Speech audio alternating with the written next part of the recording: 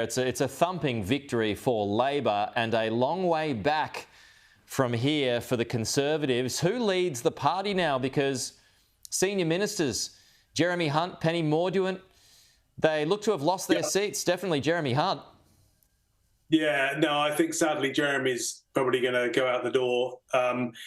It really does depend who's left. I mean, the way the Conservative Party works, it's going to be who's left standing and then the number of MPs they've got and what their particular persuasion is.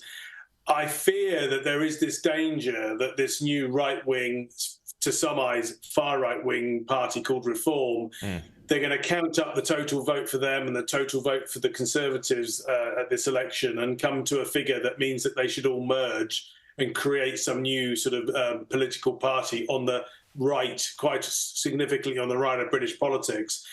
I don't think that works. I don't think that the British electorate are like that. But I fear that that means that the leadership of the Conservative Party is unlikely to become sensible anytime soon. Do you think Nigel Farage could become, over the next 5 years, the Conservative voice? Yes, I think there is a risk of that. I think there are people within the Conservative Party who think that he should be absorbed into it. He clearly has charisma. I mean, he's not my cup of tea, but I recognise that the guy can spin a story quite slickly on television.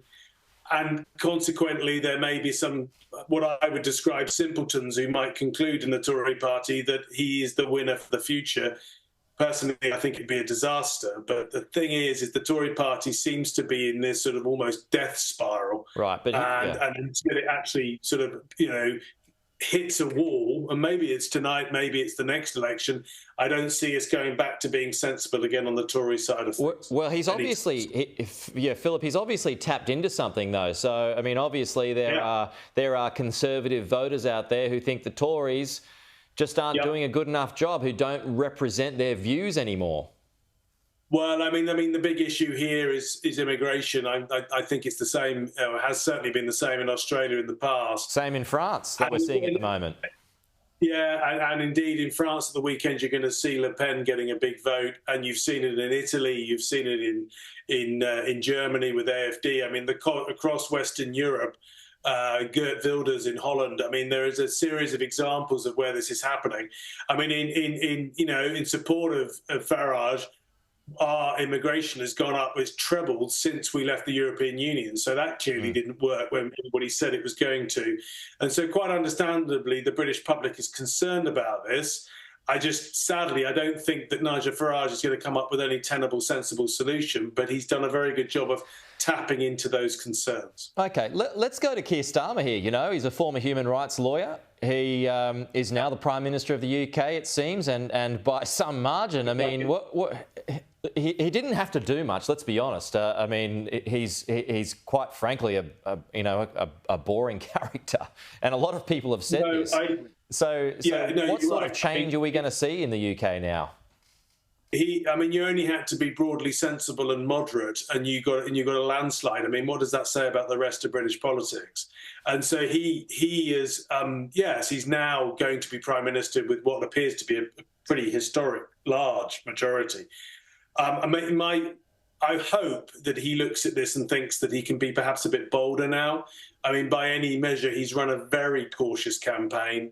And I think he could have been braver, could have been bolder on a number of issues, particularly international issues, but also on domestic issues. The state of our health service is a particularly significant issue in Britain at the moment.